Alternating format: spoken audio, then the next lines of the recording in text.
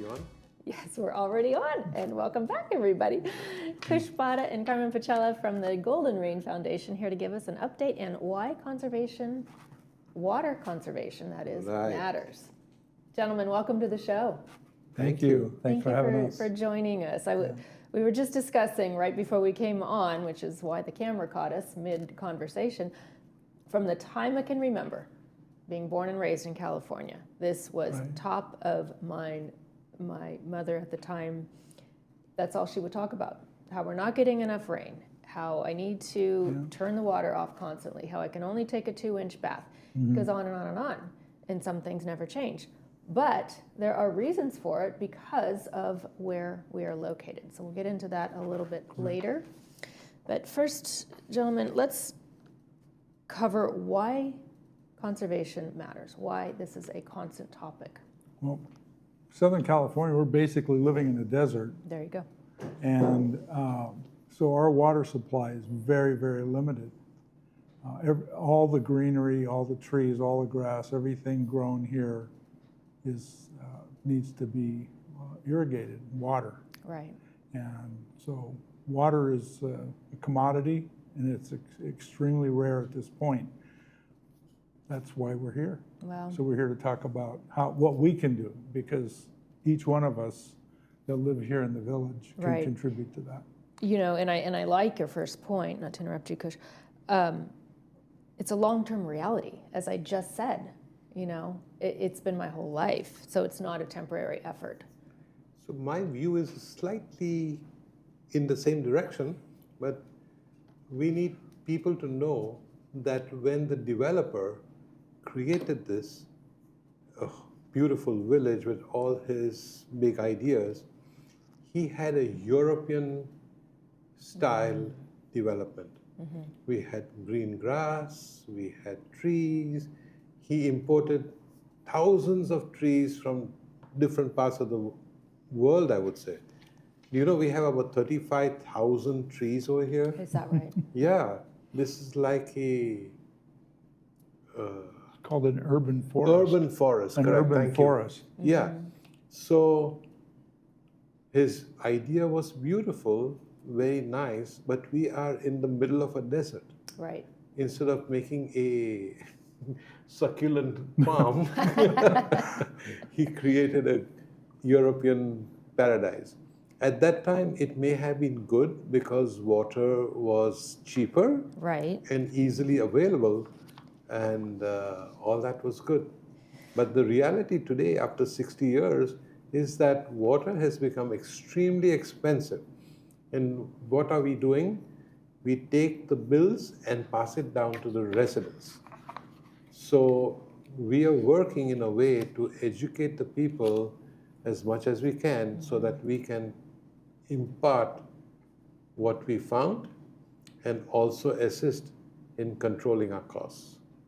Do you feel like most residents, or maybe some people that have moved in from out of state, do they realize that our water is imported from Northern California or the Colorado River? I don't know if they know, but it's good to know now.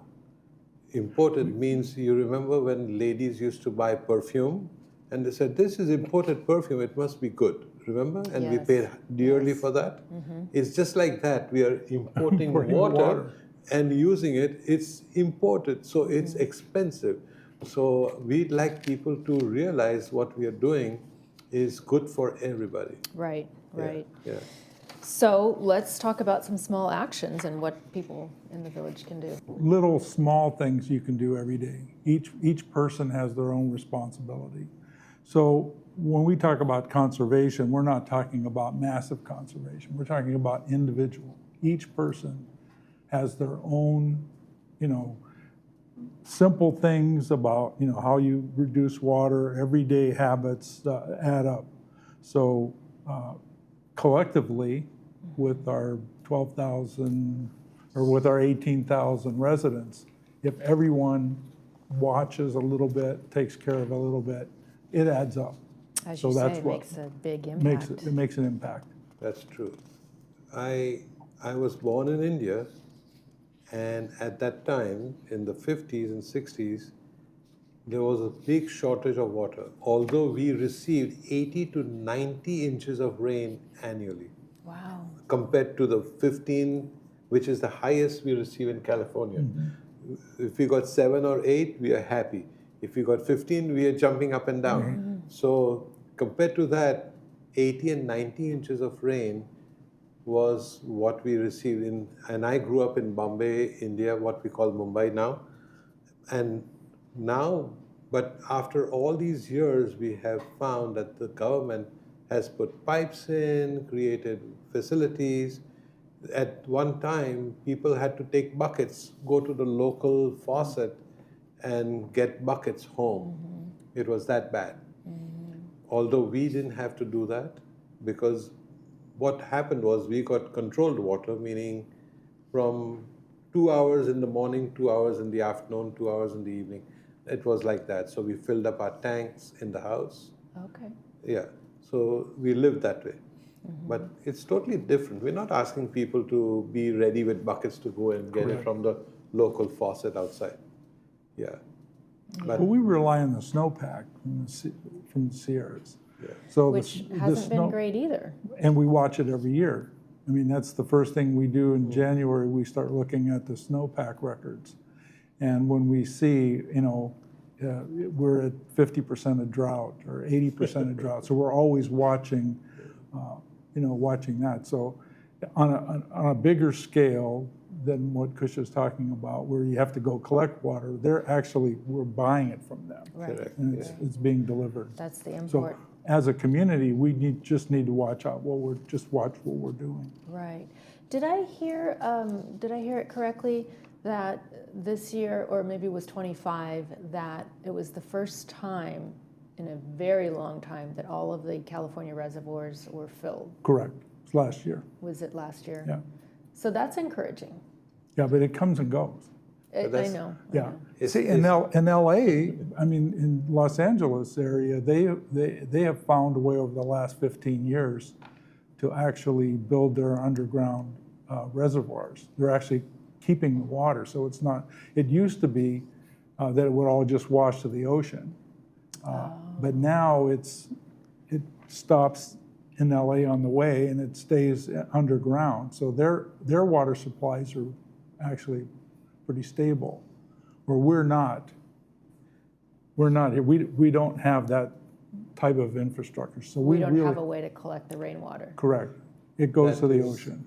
a big topic which is coming up. We have possible rainwater which goes through our community and just washes down into the land adjoining. The ocean. Which is in the adjoining land too.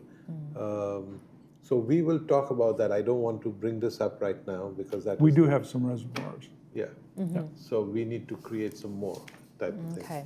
Yeah. Well, let's bring it back close to home. Yes. What are some of the ways that folks can contribute to the water conservation in their own homes, namely in the kitchen? Kitchen, when you wash your number one, when you're waiting for hot water, collect that water, use it for something, rinsing some produce, or don't run the faucet to defrost any frozen food. There are many things that we can do. Scraping dishes. Scraping dishes. Instead of washing them. Correct. Washing them before you put them in the dishwasher. Yeah. You can eliminate all those steps. Just Correct. wipe everything off, put it in the dishwasher. Fill the dishwasher so it's full. Only run it when it's full, not when it's half full or quarter of the way. Same with the clothes washer. Don't run like with some Small, clothes. yeah. Fill it up with a full load of clothes. So these are some, when you take a shower, when you lather the soap on your body, turn the faucet off. It's not going to chill you out over there Chill you out. Yeah. It might chill you out. because the weather That's a is- difficult concept to get through a lot of people. I know. Yeah. But that is something I do every day. They call it a Navy shower, sailor shower. Yeah. But Limit the use of the garbage disposal. That Correct. runs a lot of water. It does. Yeah, so when you're in the kitchen, all those things happen. Correct, You yeah. just think consciously about how we can, save some water. Don't keep it running all the time. So in the third mutual, we are not allowed to wash our cars. In the United, they still haven't stopped that. I don't know what is it done? Have they stopped? I don't know. I don't think so. No. So that is one thing we can legislate, that don't wash with a hose. You can probably just hose your car down, but you can't wash it. I don't think so. Yeah. But anyhow. But go to the nearest car wash, they charge like Yeah, there's a $7. brand new one across the street. Yeah. Yes. But, so those are the kind of things we can do, and those are important things. And what else do we want to talk about? Well, one of the things that I started doing, it was getting a large bowl and putting all of my fresh produce in the bowl, Right. and putting in just a little bit of hydrogen peroxide. Oh, yeah. Yeah. But fill the bowl with water. Yeah. So it is not constantly rinsing. I mean, of course, you do have to rinse after You can make your the own treatment, with but lemon juice and salt. yeah, And just boom, boom, boom. Like exactly. that. It's clean and exactly. instant. Yeah. Then you can feel confident consuming the Some of the produce. other big savings are when you're doing any remodeling work or anything like that, is to use all low flow appliances, low flow fixtures and things like that. Correct, The yeah. new technology is such Right. today that, So that would it's apply all to new. dishwashers, Dishwashers, washing machines, washing machines, toilets. plumbing fixtures, toilets, urinals, whatever. I mean, we're doing that with waterless urinals in our clubhouses coming soon. Some of our buildings will be upgraded with these low flow appliances. Great. And Yeah. that's Well, all. speaking of in the bathroom, what can folks do in their personal space?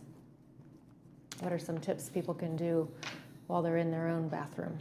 Well, just as Chris said, just, try and save as much water as you can. Don't, Especially don't when you're waste- brushing up.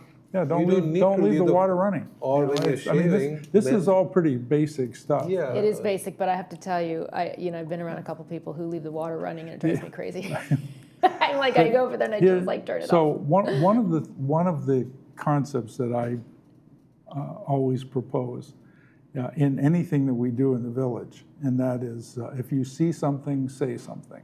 Right. And our watering irrigation system is high tech in terms of watering all this grass. And they're on specific timers and a computer, and it's got software. And so our sprinkler systems are running at prescribed times and lengths of time.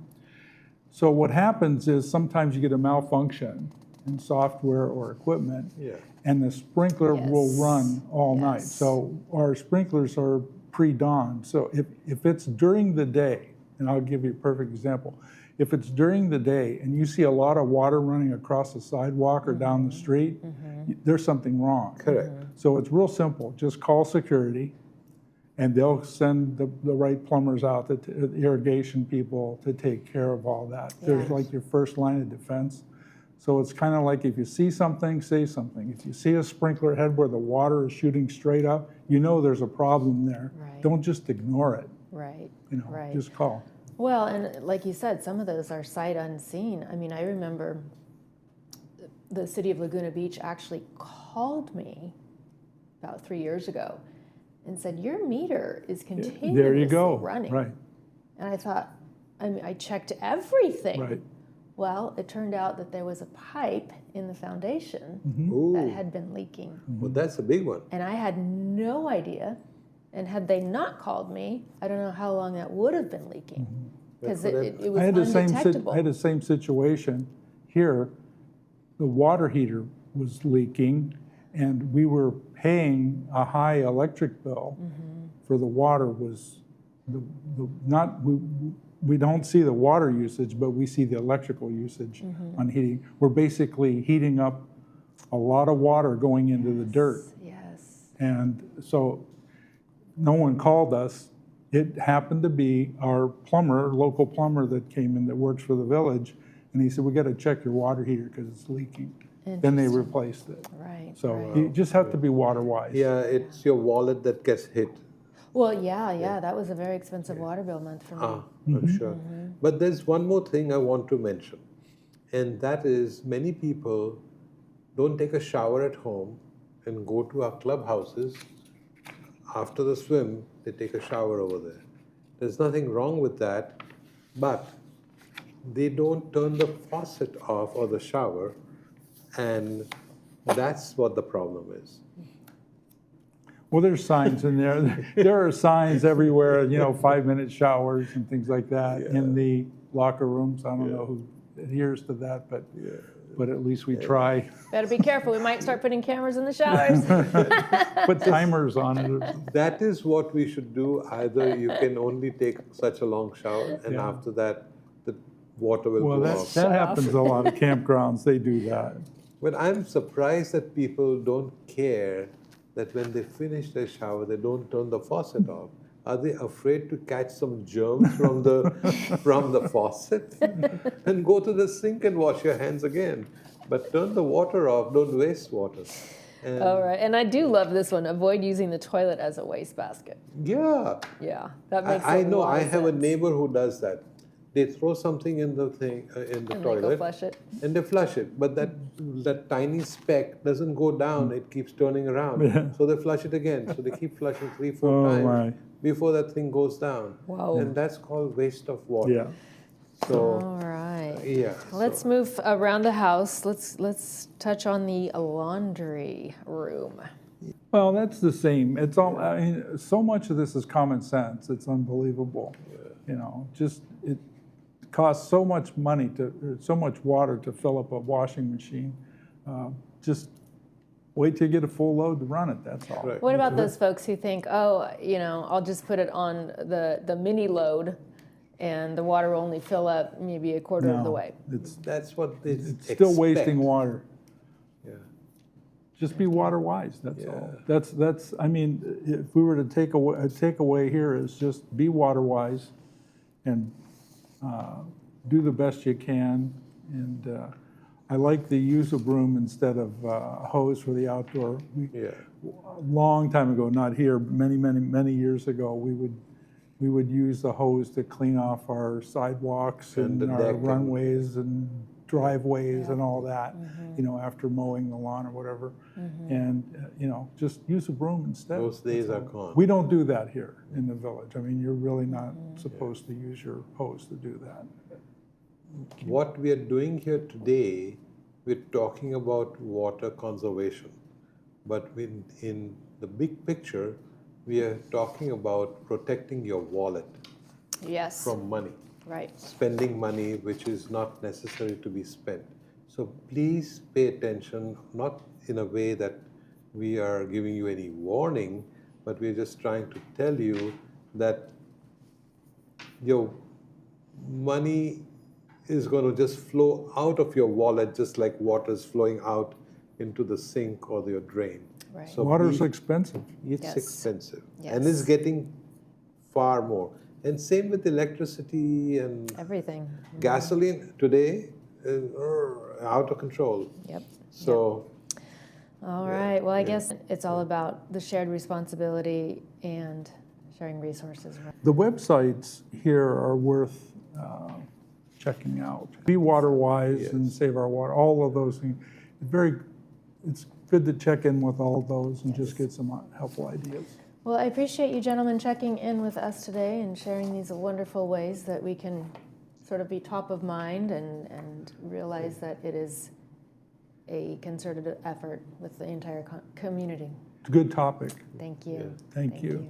next time we will come and talk about some more fun stuff. Perfect. I love it. Okay, looking forward to it. Yeah, this is a little mundane and type of But thing. it's there. Well, maybe we'll turn it around and take a look at the weekend's movie preview when There we you return. go. All right. Stay with me.